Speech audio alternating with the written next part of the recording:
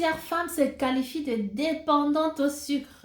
Alors, si tu fais partie de ces femmes-là qui ne savent pas comment gérer le sucre au quotidien, comment mieux manger sucré, reste jusqu'à la fin de cette vidéo. Tu auras vraiment des pépites qui vont t'aider au quotidien.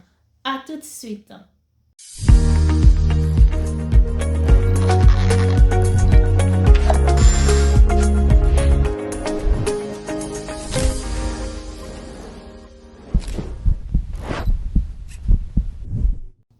Bienvenue à notre rendez-vous Ma Santé d'abord. Si vous êtes là pour la première fois, n'hésitez pas à télécharger votre cadeau gratuit. Il s'agit de 10 raisons motivantes de fuir, je dis bien fuir l'excès de poids. Sur cette chaîne, on parle d'alimentation. Vous devenez acteur de votre santé, vous prévenez les maladies, vous sortez ou encore vous fuyez l'obésité.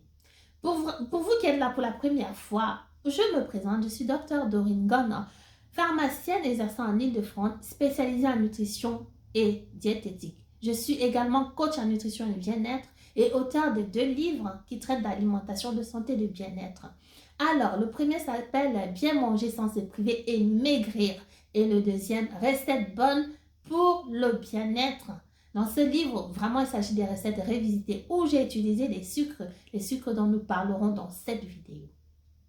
Premièrement, pour mieux manger sucré, fais attention à ce que tu as dans les placards. Parce que ce que tu n'as pas dans les placards, tu ne vas pas le manger. Donc, sors de les placards tout ce qui est sucre raffiné. Et aussi, n'en rachète plus. À la place, adopte des sucres qui vont t'apporter des vitamines et des minéraux, mais qui ne sont pas à calories vides. C'est-à-dire quoi? Il y a des sucres que lorsqu'on consomme, comme le sucre blanc, le sucre de table, le saccharose, qui est fait de glucose et de fructose. En passant, lorsque tu lis tes étiquettes alimentaires, là tu vois souvent hausse, il s'agit de sucre évidemment, d'accord?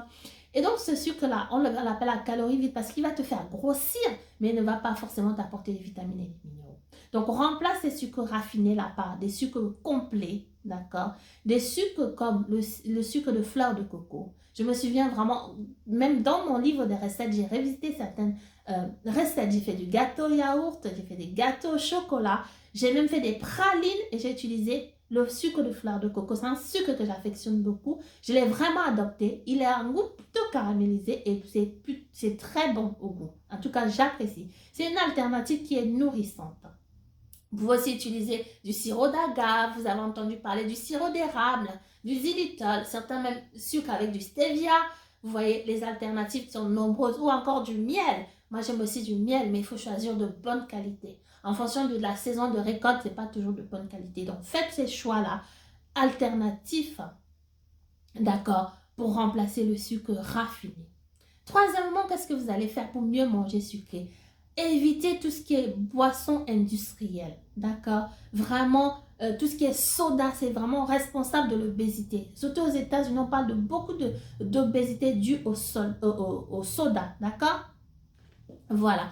Faites attention à les consommer de façon occasionnelle voilà, lorsqu'il y a une fête, vous avez des réceptions, pardon, que ce soit occasionnel. À la place, consommez de l'eau, d'accord? C'est ça qui est la boisson normale. Je me souviens d'une jeune fille qui m'a dit « Non, mais moi, je ne sais pas boire de l'eau. Je n'aime pas le goût de l'eau. » Dans ce cas, aromatisez votre eau. Trouvez des solutions. Mettez du citron, des agrumes, vraiment, même de la pastèque, des fraises, tout ce que vous aimez comme goût. Aromatisez votre eau. Passez plutôt à l'eau que de prendre ces boissons industrielles qui vont vous apporter du sucre dans le corps et vous faire grossir, souffrir d'obésité dans quelques années ou encore d'autres maladies. Très important. Ce que vous allez faire aussi, c'est de faire attention à ce qu'on appelle l'index glycémique. En fait, il s'agit d'un indice pour qualifier les aliments. Voilà, choisissez ceux qui sont index glycémie bas. Vous allez me dire, mais c'est quoi ça? Il ne s'agit pas de retenir les chiffres.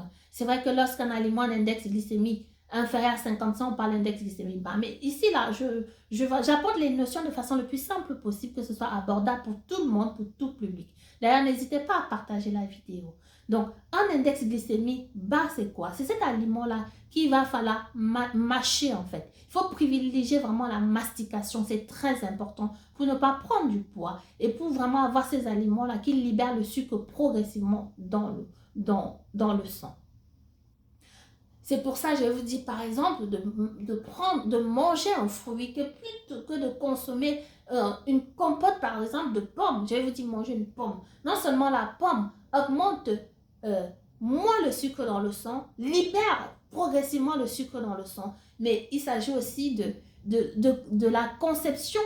C'est même pas la conception du fait qu'il y ait des fibres dans la pomme. Tout aliment qui a plus de fibres va libérer le sucre progressivement dans le sang. Parce que les fibres vont être là, comme en fait un grillage, si vous voulez, ou un tamis qui va absorber, je dirais, du glucose, absorber des sucres, absorber tout ce qui est gras. En général, les fibres servent à ça. Ce qui fait que lorsqu'il y a des fibres, le sucre est libéré progressivement. Il n'y aura pas de pic de sucre, il n'y aura pas de pic d'insuline, qui est cette hormone-là qui, lorsqu'il y a trop de sucre dans le sang, l'excès de sucre dérange. Il faut retourner le sang, la valeur du sucre dans le sang, hein, donc la glycémie, il faut retourner à une valeur biologique, physiologique plutôt.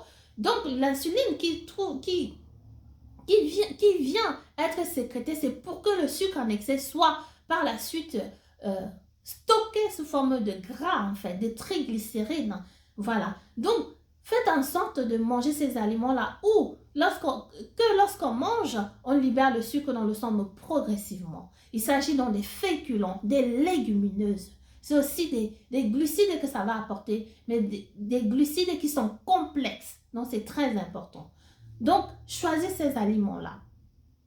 C'est en général ce qu'on croque, comme je disais. C'est en général tout ce qui n'est pas, en fait, raffiné. Voilà. Par exemple, j'ai une dame qui me dit, oui, moi, je vais maigrir, je vais manger des galettes de riz ou de maïs. J'ai dit, mais ces galettes-là vont plutôt te donner faim 2 heures après les avoir mangées, voire plus tôt, et aussi te donner plus de sucre dans le sang. Au contraire, va plutôt vers tout ce qui est complet, tout ce qui est moins raffiné. C'est ça les aliments qu'on va non seulement mâcher et qui sont aussi un index glycémique bas. Tout ce qui est vraiment moins raffiné, tout ce qui a plus de fibres, dites-vous, tout aliment que je dois mâcher, d'accord, avant d'avaler est mieux. Son index glycémique est bas. C'est pour ça qu'on va vous conseiller de manger par exemple des pâtes al dente. Hein, vous allez à la dent, vous allez les mâcher. Donc ça veut dire quoi? C'est plus consistant. Ça a des glucides complexes. Ça a des glucides qui ne vont pas libérer le sucre rapidement dans le sang. D'accord? Dites-vous ça, c'est très important. Voilà une façon de mieux consommer sucré. Parce que lorsqu'on consomme des féculents, par exemple du manioc, du macabo, du plantain ou encore de la pomme de terre, lorsqu'on consomme vraiment des féculents, ces féculents-là, on peut dire que c'est des grosses molécules de sucre pour vous expliquer simplement. Mais ces grosses molécules-là vont libérer chaque petit quartier de sucre progressivement. Alors que si on prend par exemple des chips ou encore un smoothie ou encore on prend une compote de pommes, c'est déjà un sucre prêt. Donc qui va vite aller dans le sang et vite augmenter le taux de sucre dans le sang et il va falloir vite l'enlever pour le stocker. C'est ça le problème. Alors, faites vraiment attention à cette notion d'index glycémique et prenez les aliments que vous mâchez avant d'avaler. Très important. Une autre façon de mieux consommer sucré, c'est de revoir tout ce qui est en casse, en goûter. Lorsque vous avez une petite faim, mangez plutôt des crudités, mangez plutôt des oléagineux. Ça, c'est très, très important, les oléagineux. Et j'aime beaucoup. Je me souviens que il y a un jour où je n'avais à la maison que des amandes.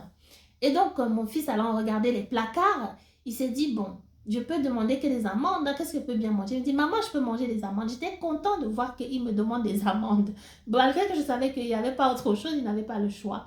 Mais qu'il me les demande comme s'il avait vraiment un appétit à les manger, j'étais très contente. Et au jour d'aujourd'hui, il a adopté les amandes. Il arrive même à dire, c'est bon. Voilà, c'est question d'habitude. Donc, installez ces habitudes-là. Pour des petites femmes, pour les goûter, des amandes, prenez-en. Mais aussi les noix. Les recommandations nutritionnelles disent de manger une poignée de noix tous les jours.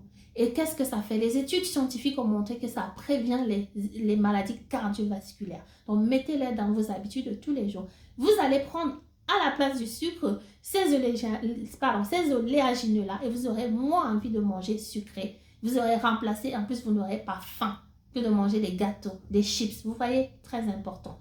Ça peut être des noisettes, ça peut être des amandes, ça peut même être des graines d'arachide. Évidemment, non salées, sans sucre ajouté, sans sel ajouté. D'accord? Ces cacahuètes-là peuvent vous aider à vraiment prendre un goûter moins sucré. Voilà, des encas qui ne sont pas sucrés. Vous allez aussi prendre des crudités lorsque vous avez faim. Vous préférez croquer une carotte et en passant une carotte crue est plus intéressante qu'une carotte qui est cuite parce que quoi? Celle-ci, elle est ramollie. Comme je vous expliquais précédemment, elle va plus augmenter le sucre dans le sang. Voilà donc jusqu'à 5 astuces pour mieux manger sucré. Donc en première position, videz des placards le sucre raffiné, remplacez-le. En deuxième position, par des sucres plutôt raffinés qui sont sains, qui apportent des vitamines et des minéraux, qui ne sont pas juste remplis de calories. Je pense par exemple au sucre de fleur de coco et les autres que je vous ai cités.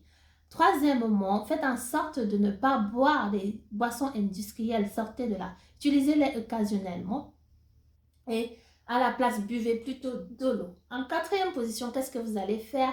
Faire attention à cette notion d'index glycémique, c'est-à-dire manger tout ce qu'il faut mâcher avant d'avaler, d'accord? Éviter tout ce qui est raffiné, voilà.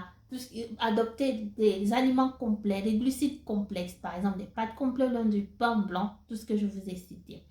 Et en cinquième position, adopter les oléagineux, les crudités pour vos encas. Si vous avez une petite faim, choisissez plutôt les oléagineux. En plus, vous préviendrez les maladies cardiovasculaires. Donc, voilà donc les astuces pour mieux manger sucré. N'hésitez pas à partager cette vidéo, de vous abonner aussi si vous êtes là pour la première fois. Et je vous dis à très vite.